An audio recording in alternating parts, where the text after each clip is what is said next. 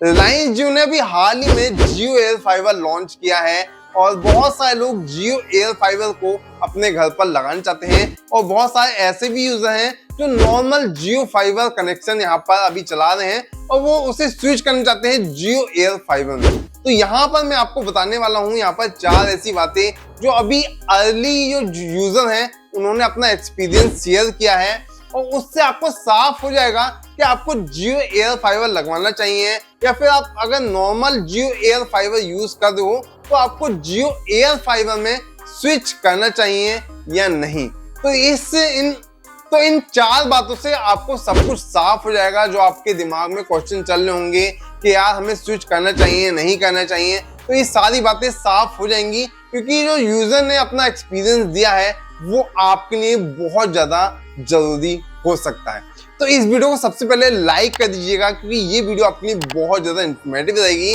तो चलिए बिना टाइम को वाए शुरू करते हैं। अब यहाँ पर बात कर लेते हैं कि अगर आपके एरिया में जियो एयर फाइबर सर्विस आ चुकी है और आप जियो एयर फाइबर लेना चाह रहे हैं या फिर आप पुराने जियो फाइबर कनेक्शन से जियो एयर फाइबर में यहाँ पर स्विच होना चाहते हैं, तो यहाँ पर ये चीज सबसे पहले मैं आपको बता दूं। जो पहली बात है यूजर ने जो शेयर किया है वो उन्होंने बताया है कि यहाँ पर जियो एयर फाइबर की जो स्पीड है वो शुरुआत में तो अच्छी आ रही है लेकिन धीरे धीरे जो है स्पीड थोड़ी कम हो रही है। तो ये बहुत ज्यादा जरूरी बात है क्योंकि अगर आप जियो फाइबर में जाते हैं तो वहां पर स्पीड जो है वो लगातार सेम आपको मिलती है। अगर आप 100 Mbps की स्पीड का प्लान ले रहे हो तो 100 Mbps आपको डाउनलोडिंग और अपलोडिंग दोनों ही आपको मिलने वाली है और स्पीड कम ज्यादा नहीं होती है, बिल्कुल इक्वल स्पीड आपको वहां पर मिलती है। लेकिन जियो एयर फाइबर में अभी जो यूजर्स बता रहे हैं कि स्पीड शुरुआत में अच्छी मिली लेकिन धीरे धीरे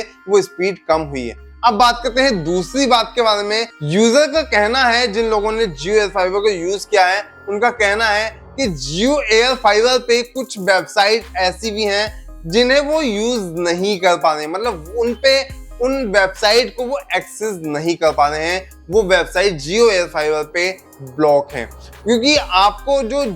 जियो फाइबर मिलता है वो जो है वायर के द्वारा मिलता है, लेकिन जियो एयर फाइबर आपका जो नजदीकी टावर है 5G टावर है उससे आपको नेटवर्क मिलता है और वहां पर कुछ वेबसाइट जो है वो ब्लॉक की गई हैं, उन्हें आप एक्सेस नहीं कर पाएंगे। जो तीसरी बात है, जो तीसरा समस्या निकल कर आई है वो ये है कि अगर जियो एयर फाइबर में कोई भी समस्या आती है तो कस्टमर सर्विस जो है इतनी फास्ट नहीं है कि आपको कोई भी प्रॉब्लम आई और आपने तुरंत उसकी कंप्लेन करी और उसी मतलब आधे घंटे में या उसी दिन आपकी प्रॉब्लम सॉल्व हो जाए। इसमें टाइम लगता है ज्यादा और सर्विस इतनी अच्छी नहीं मिलती है, मतलब एकदम आपकी प्रॉब्लम जो है सॉल्व नहीं होगी। जैसे कि आपने देखा होगा कि जियो फाइबर में अगर कोई भी समस्या आती है आप तुरंत एप्लीकेशन के थ्रू यहाँ पे कंप्लेन करते हैं और लगभग आधे घंटे में या उसी दिन वो समस्या सॉल्व भी हो जाती है। लेकिन जियो एयर फाइबर के साथ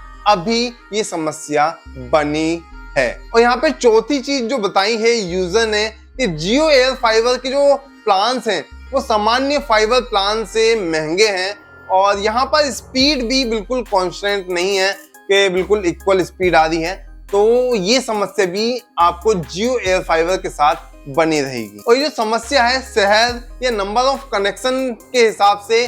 और भी ज्यादा बढ़ सकती है क्योंकि जितने ज्यादा कनेक्शन होंगे, जितने बड़ा शहर होगा उस हिसाब से आपके इंटरनेट की स्पीड पर भी यहाँ पर लोड पड़ेगा। जिस तरीके से आपने मोबाइल नेटवर्क में देखा होगा कि अगर यूजर ज्यादा बढ़ जाते हैं तो वहां पर आपका जो इंटरनेट स्पीड है वो कम हो जाती है और क्योंकि ज्यादा वहां पर